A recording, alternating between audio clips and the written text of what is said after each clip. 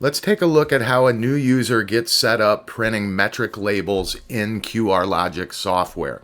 Now, this video assumes that you have QRlogix software installed and that you've set up your metric profile. If you have not set up a metric profile, you would do that right here.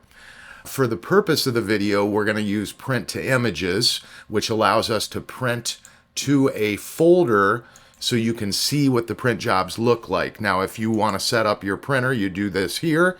And once you do have a printer selected, you can come into properties if you need to edit the placement of the data on the label, meaning it needs to move a little bit to the left, a little bit to the right, or up or down. You can do that here with the offsets.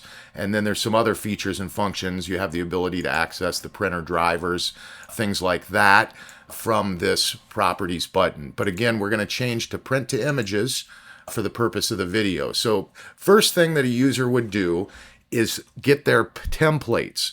Now we've got a template gallery button here on the dashboard. When you click on it, you want to click on the cannabis category and then your state.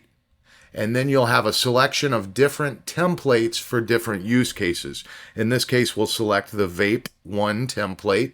You can review the data. If it looks good, go ahead and select Use Template. Then that template will appear on your dashboard. Now it's fully mapped with metric data, so you don't have to do anything.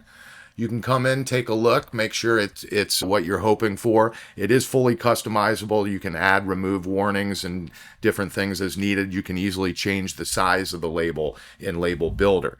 But right now, we're just going to take a look at how we would print our labels. So you have a couple of choices for package selection. You can just type in a product number if you know it and pull it up this way, or you can browse through your inventory. You can sort as needed. You could, do vape and just pull up your vapes, scroll through as needed, or you can just pull up the product like we did here.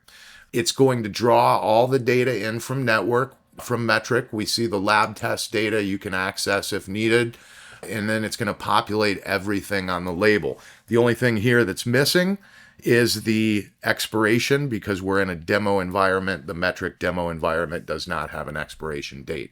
But everything else looks good. So if we wanted to, we'd just hit print and it's going to print all the retail IDs that we had set up for that product, in this case 7. And this is what the label would look like.